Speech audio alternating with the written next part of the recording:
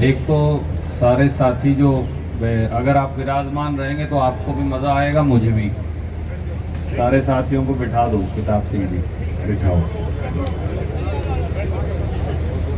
मेरे छोटे भाई सतबीर दबलैंड जी, आदरणीय चौधरी बरजिंदर सिंह सुरजेवाला जी, आदरणीय चौधरी जगरूप सिंह जी, छोटे भाई संदीप लोट जी, भाई अमनदीप बेलरखा जी, भाई सुरेश धनोरी जी, भाई प्रवेश माथुर जी,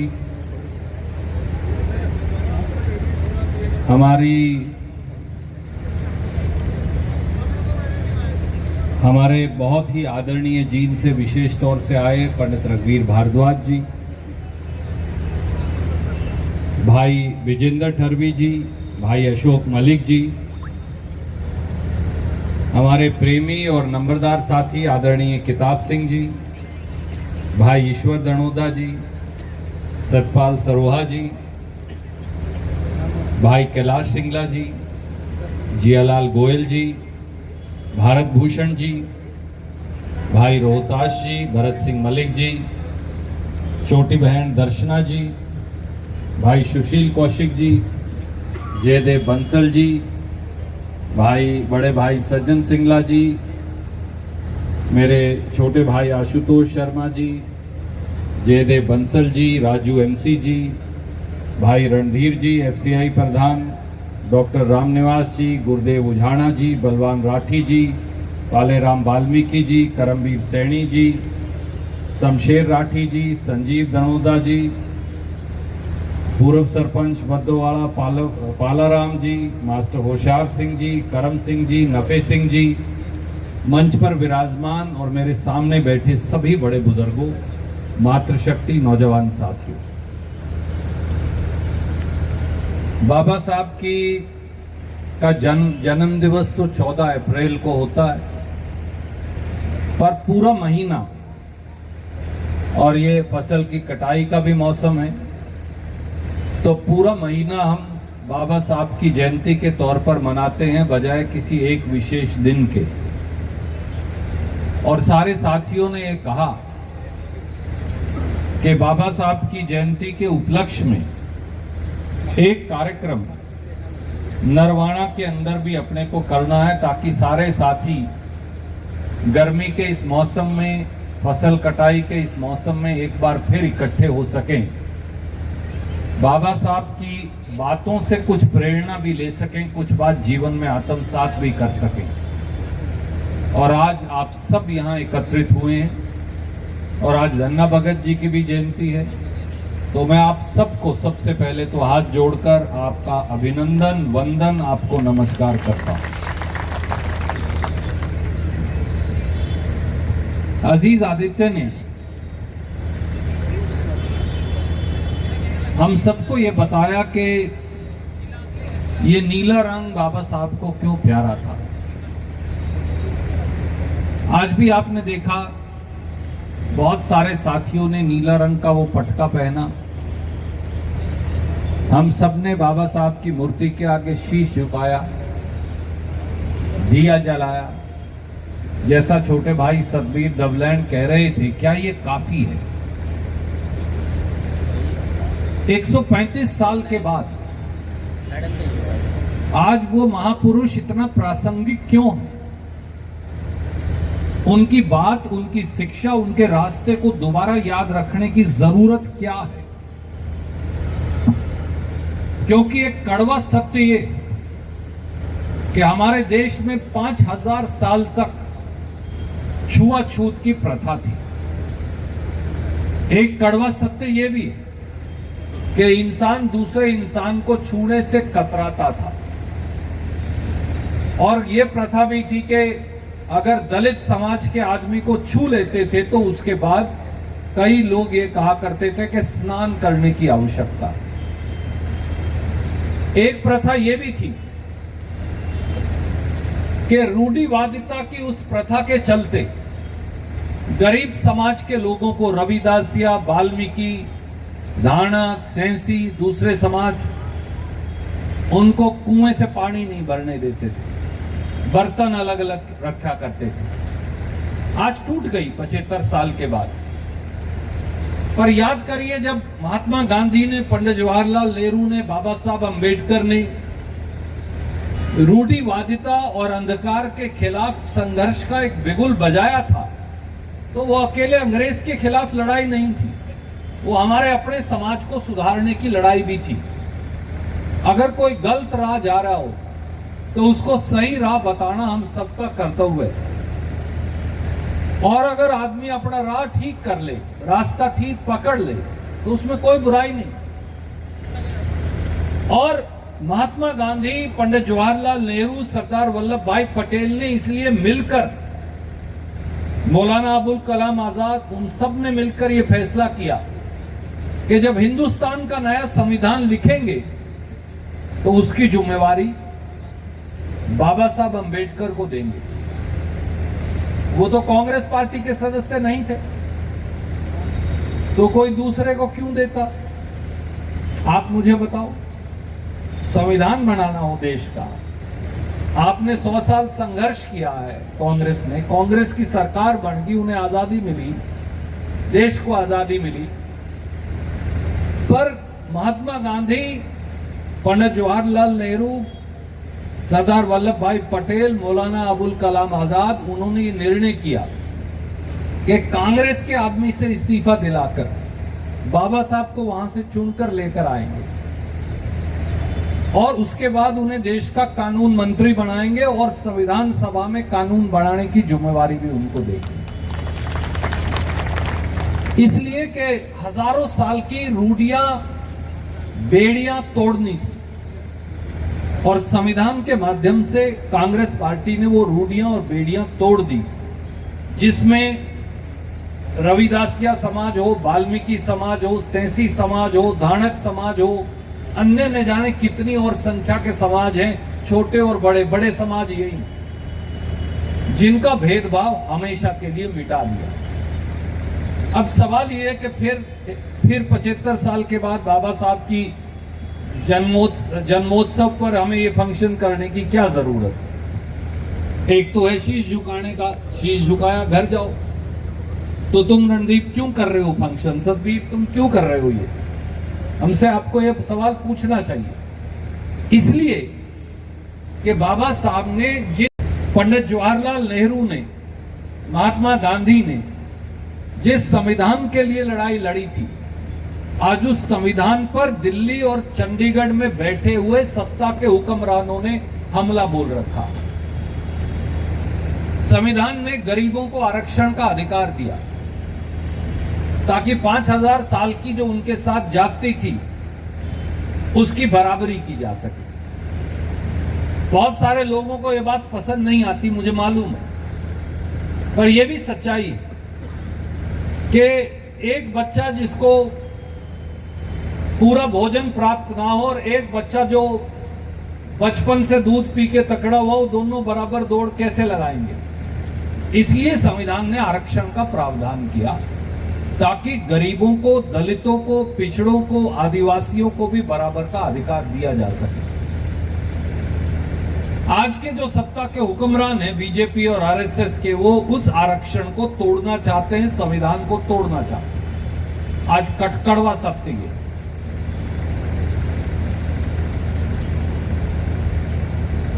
भूषण जी बैठे हैं, एक दिन उन्होंने मुझे एक सवाल किया, 4-5 हफ्ते पुरानी बात हो, कैसे तोड़ सकते हैं संविधान? वो तो बन गया, ठीक बात थी। एक दिन ईश्वर नैन भी मुझे कह रहा था, भाई साहब आप क्यों लगे गुरु, संविधान तो बन चुका, इसको तोड़ कैसे सकते हो? मैं बताऊं कैसे तोड़ सकते। ये सबसे पहले संविधान में जो सबसे गरीब हैं, ये उनको, उनके अधिकार तोड़ना चाहते हैं। मैं आपको 2 लाइन पढ़ के बताता हूं जो आरएसएस के प्रमुख मोहन भागवत जी ने इससे पिछले बिहार के चुनाव में कहा था। उन्होंने कहा आरक्षण पर फिर से विचार करने की जरूरत है, यानी तोड़ दो, एससी, बीसी, एसटी का अख्तियार छीन लो। यहां शायद अमनदीप कह रहे थे 2000 में पहली बार बीजेपी की सरकार बनी, लगभग 68-70 साल के बाद। सबसे पहला काम अटल बिहारी वाजपेयी जी की बीजेपी की सरकार ने किया, संविधान समीक्षा आयोग बिठा दिया, यानी इस पे पुनर्विचार करना, यानी तोड़ना। सोनिया गांधी जी उन दिनों कांग्रेस की अध्यक्ष थी, मैं भारतीय युवा कांग्रेस का अध्यक्ष था हिंदुस्तान का। हमने बहुत बड़ा आंदोलन रचा और उनको कदम पीछे खींचने पड़े। ये वो लोग हैं जिनके हाथ में आज देश और हरियाणा की सत्ता हथिया ली, जिन्होंने बाबा साहब की शव यात्रा भी निकाली थी और पुतले भी फूंके थे। मैं आपको तारीख बताता हूं। आजकल तो ये टेलीफोन पे सब ले रहे हैं ना, ये पकड़े खड़े हैं ये डॉक्टर, इस पे आप करके देख लीजिएगा, आ जाएगा। 12 दिसंबर 1949 को बीजेपी के जो पितृ संगठन हैं, जनसंघ और आरएसएस, उन्होंने रामलीला ग्राउंड दिल्ली में बाबा साहब का पुतले को आग लगाई थी। क्यों? क्योंकि महिलाओं और गरीबों को बराबर का अधिकार देने का कानून पंडित जवाहरलाल नेहरू और बाबा साहब अंबेडकर लेकर आए, इसलिए उनके पुतले फूके थे दोनों के, बाबा साहब अंबेडकर का भी, जनसंघ और आरएसएस ने, और पंडित जवाहरलाल नेहरू का भी, और उनकी शव यात्राएं भी निकाली जिंदे होते हुए। पिछली बार जब लोकसभा का चुनाव था, जब शैलजा जी यहां से बढ़ी, तो याद करिए बीजेपी के लोग कहा करते थे 400 दे दो हमें, अब की बार हम संविधान बदल दें। लोगों ने ऐसा इलाज बांधा उनका, इकट्ठे हो गए, गरीबों ने पता ही नहीं चलने दिया, 240 पे ले आए, बैसाखियों के सहारे खड़े। जे 30-40 और गिरा लेते तो ये बात बन गई थी। 30-40 की कसर रहेगी पंडित जी, इससे ज्यादा की नहीं रहेगी। 40 एक सीट और कम हो जाती तो बात बन गई, परंतु लोगों ने निर्णय करके बताया। और ये सतबीर भाई कहने लग रहा था 17 दिसंबर 2024 को, हम तो वहीं बैठे थे, हमने विरोध किया सबसे पहले। अमित शाह, आज बीजेपी के मालिक तो वही है, पार्लियामेंट में मल्लिकार्जुन खड़गे जी को और जितने हमारे और साथी कांग्रेस के अध्यक्ष, आज दलित समाज से हमारे बुजुर्ग हैं, एक गरीब समाज में पैदा हुए, आप सबकी तरह और कांग्रेस के राष्ट्रीय अध्यक्ष बन गए। उनको कहते हैं क्या, अंबेडकर अंबेडकर अंबेडकर चलाते हो, इतना भगवान का नाम लेते तो आपको 10 जन्म तक स्वर्ग मिल जाता। ये आज भी बाबा साहब का अपमान कर रहे हैं, क्योंकि इनकी सोच बाबा साहब अंबेडकर के अनुयायियों, उनके लोगों की सोच के विरुद्ध है।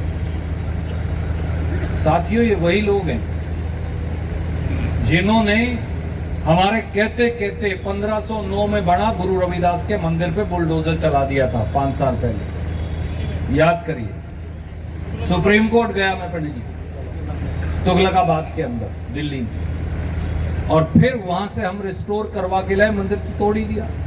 कल परसों जैन समाज का तोड़ दिया।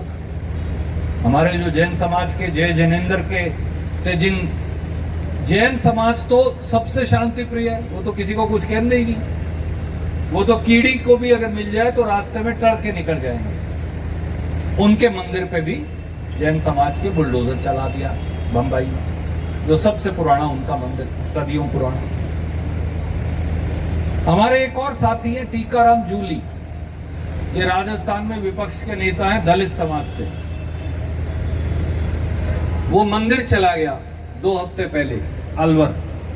सब जाते हैं, राम जी के, हनुमान जी के, सीता मां के मंदिर जहां होगा सब मत्था टेकने चले जाते, वो भी चला गया। बीजेपी के लोगों ने उस मंदिर को धोया गंगा जल आके, बोला ये हरिजन है, ये मंदिर में चला गया, हमारा मंदिर दूषित हो गया। इनकी सोच आज भी यही है।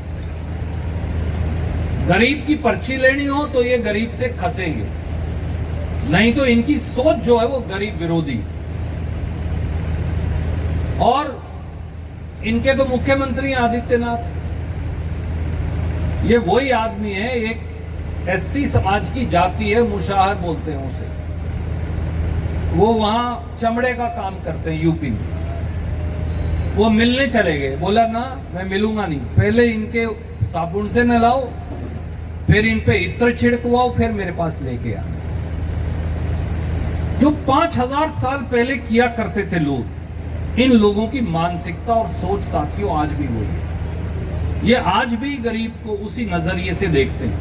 अगर पर्ची का अधिकार ना हो ना गरीब के पास, ये सबको बाहर निकाल दें देश से। ये तो इसलिए टॉलरेट करते हैं कि हमारे पास पर्ची का अधिकार है गरीबों के पास। अगर गरीबों के पास, दलितों के पास पर्ची का अधिकार ना हो तो ये बिल्कुल बाहर निकाल दो।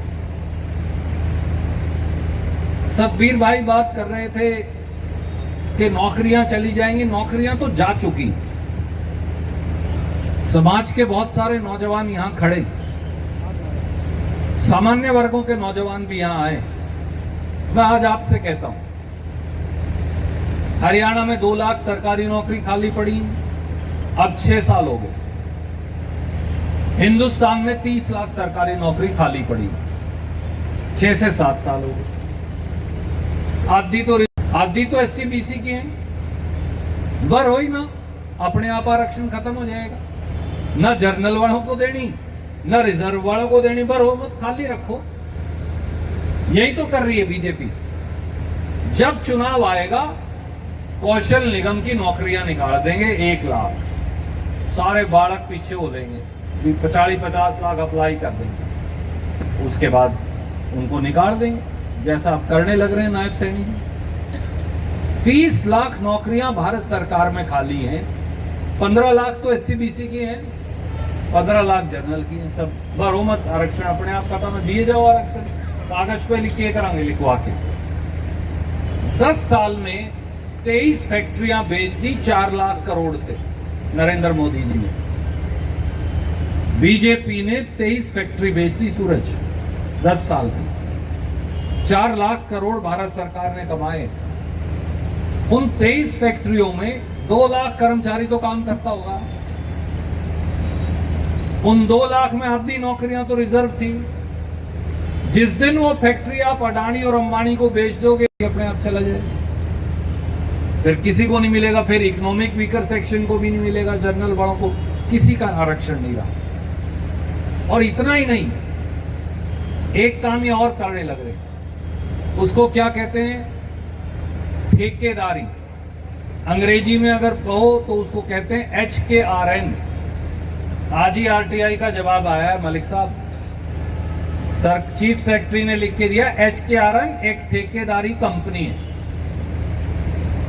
उन्होंने कहा भाई क्या है हमारी, बताओ तो सही। किसी भाई ने, पत्रकार साथी ने पूछ लिया है RTI में, तो उन्होंने लिख के दिया, आप खत्म हो जाएगा। HKRN में कोई आरक्षण नहीं, कोई SC BC के लिए जगह नहीं है, आउटसोर्सिंग में कोई नहीं है, ठेकेदारी में कोई नहीं। पक्के लगाओ मत, आरक्षण अपने आप खत्म, कागज हटाने की जरूरत ही नहीं, ना संविधान खत्म, अपने आप ही कर दो संविधान। तो ये संविधान को खत्म कर रहे।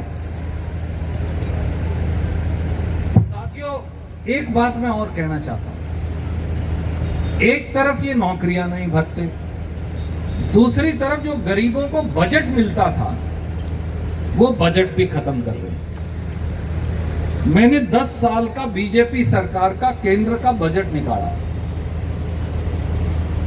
2019-20 से 2023-24 तक, मैं आपको लिख के भी भेज रहा हूं। तो पता चला कि जो SC समाज को, BC को नहीं, BC के अलग है, SC समाज को दिया जाने वाले पैसों में से 67,037 करोड़ खर्चे नहीं करा, हो गया खत्म अपने आप। मैं इसको कह दूं भाई 1000 रुपये ले लेके दे, बोला देने दवाने को कुछ नहीं है, रखूंगा अपनी गोद में, फायदा क्या। SC समाज के जो पैसे बजट में भी मिलते हैं, ये उनको खर्च नहीं रहे। भारत की सरकार ने 10 साल में 67,000 करोड़ रुपया दिया ही नहीं, 5 साल में। पोस्ट मैट्रिक स्कॉलरशिप होती है SC समाज के लिए, कांग्रेस ने शुरू की थी, 6500 करोड़ उसका नहीं दिया, खर्च ही नहीं किया। 6,493 करोड़ रुपए खर्च ही नहीं किया। एक स्कीम बना दी PM अजय, आपको पता मोदी नाम गढ़ने में तो तेज है, ऐसे ऐसे नाम गढ़ेगा सारे पत्रकार भी बावड़े हो जाएं, लोग भी हो जाएं। पीएम अजय, हमने कहा भाई क्या है तुम्हारी, ये तो बता दे। तो बोला ये है प्रधानमंत्री अनुसूचित जाति अभ्युदय योजना, ऐसा नाम रख दिया, किसी के पल्ले ही ना पड़े। मैं फिर उसका बजट निकाला, उसके बजट में से भी प्रधान जी 5,101 करोड़ खर्चे नहीं करे। बजट लिख देते हैं, तालियां पिटवा लेते हैं, दिन दे हैं नहीं अगलों को। रोटी खाने से पेट भरेगा ना, रोटी दिखाने से पेट तो नहीं भर सकता। और इतनी बात ही नहीं है, हरियाणा सरकार का भी फिर मैं चिट्ठा निकाला। मैंने कहा अगर ये दिल्ली वाले कर रहे हैं तो ये भी कर रहे होंगे पक्का। 2014-15 से 2023-24 तक हरियाणा में तो बजट दें दे ही नहीं एससी को। पहली बात तो 300-400 करोड़ का तो बजट दे उन्हें मुश्किल से, उसमें से भी 10 साल में 2,139 करोड़ खर्चे नहीं करे। पाड़ लोग किसकी पूंछ पाड़ेंगे, क्या करें? गरीब का अधिकार खत्म। गरीब के अधिकार पे अगर डाका डालना हो, चोरी करनी हो, तो उसका बजट दो और उसका पैसा दो ही मत। एक आपको मैं और कमाल की बात बताता हूं। हमारे यहां 10 साल में 1 जनवरी 2013 से राशि नहीं दी। ये मैं नहीं कह रहा, आरटीआई में लिख के लिए हमने 9,43,000। और बालक कितने हैं हमारे यहाँ? 25 लाख बच्चे, 30 लाख बच्चे स्कूल जाते होंगे, उनमें से आधों को आपने वजीफे की राशि नहीं दी जिन्होंने अप्लाई किया। 9,43,605 बच्चों को सरकार ने जवाब दिया कि हम स्कॉलरशिप की राशि नहीं दे पाए एससी समाज को। और जो पोस्ट मैट्रिक स्कॉलरशिप है उसके 50% पैसे खर्चे नहीं करे। कैसे चलेगा दलित समाज? क्या ये सपना है क्या बाबा साहब का जो हम पूरा कर रहे हैं? जो बाबा साहब के अनुयायी हैं, जो बाबा साहब के बंदे हैं, जो बाबा साहब के चिन्हों पर चलने वाले व्यक्ति हैं, उनका आरक्षण छीन लो, उनका पैसा छीन लो, उनके अधिकार छीन लो, उनके संवैधानिक अधिकार छीन लो, उनका बजट छीन लो, फिर बच क्या गया? इसीलिए 135वीं जयंती पर हमने लिखा संविधान तो बचाओ और अधिकार भी बचाओ।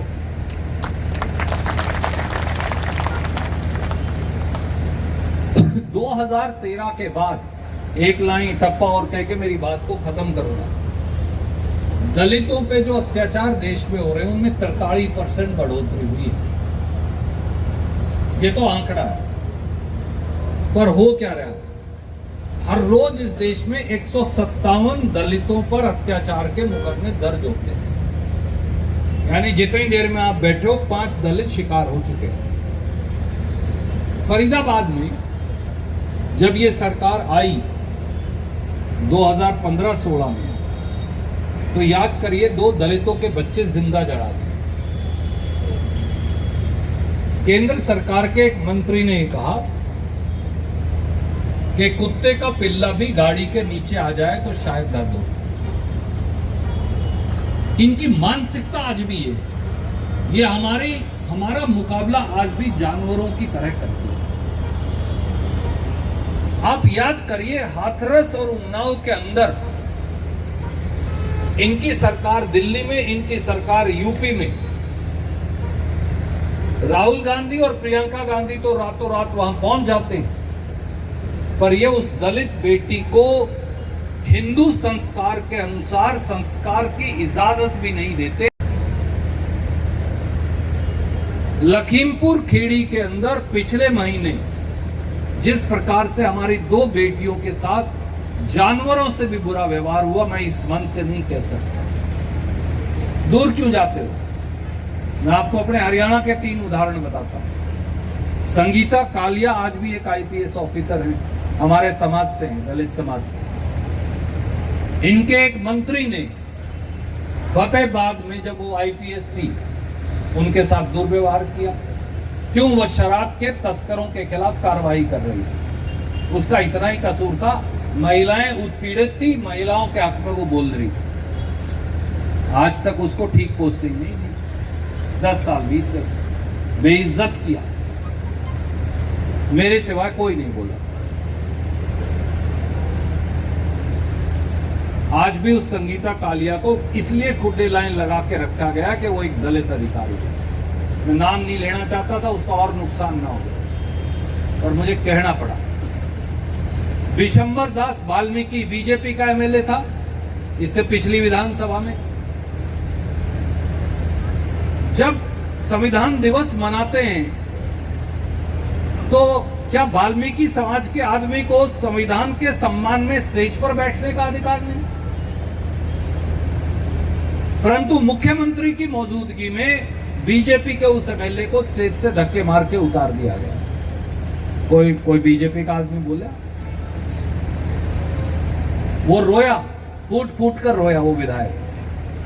संतोष सारवाण चौहान, गोवर्धन दास चौहान जी की बेटी, बीजेपी की एमएलए थी पिछली बार अंबाला से, मुलाना से। उन्होंने लिखित बयान दिया कि बीजेपी के गुंडे मुझे जान से मारना चाहते हैं, अगवा करना चाहते हैं, कोई कार्रवाई नहीं। उल्टा मंत्री पद भी चला गया। इनकी पार्टी में अगर रहना है तो गुलाम बनकर रहना पड़ेगा। बीजेपी का ये सिस्टम। मेरे भाइयों, मेरे बुजुर्गों, मेरे साथियों, मैं आपसे केवल एक बात कहना चाहता हूं। बाबा साहब और उनकी लड़ाई आज और ज्यादा प्रासंगिक है, और ये लड़ाई अकेला रणदीप नहीं लड़ सकता, अकेला सतवीर गबलैंड नहीं लड़ सकता, अकेला संदीप लोट नहीं लड़ सकता, अकेला किताब सिंह प्रेमी नहीं लड़ सकता, अकेला नरेश नहीं लड़ सकता, अकेला प्रवेश नहीं लड़ सकता, अकेला अमनदीप नहीं लड़ सकता। ये लड़ाई मिलकर लड़नी पड़ेगी। ये लड़ाई हमारी अकेलों की नहीं, हमारी तो है। और इसलिए मैं आज बाबा साहब की इस 135वीं जन्मोत्सव पर, जयंती पर एक संकल्प लेते हैं कि चाहे जान चली जाए, संविधान पर हमला नहीं होने देंगे, ना इसको बदलने देंगे। जब तक खून का एक कतरा है, जिसके लिए पंडित जवाहरलाल नेहरू लड़े, जिसके लिए महात्मा गांधी और सरदार वल्लभ भाई पटेल लड़े, मौलाना अबुल कलाम आजाद लड़े, डॉक्टर राजेंद्र प्रसाद लड़े, जिसके लिए इतने सारे शहीद भगत सिंह लड़े, सुखदेव और राजगुरु लड़े, ये लड़ाई मिलकर लड़नी है। और आइए आज अपने अपने घर, गांव और वार्ड में जब जाएं तो ये संकल्प लेकर जाएं कि ये बात आगे लेकर जानी है, और इस बात से पूरे समाज को संकेत करना है।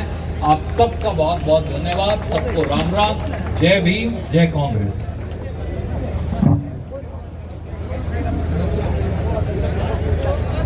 एक किसी का पर्स गिर गया था, इनको मिला है साथी।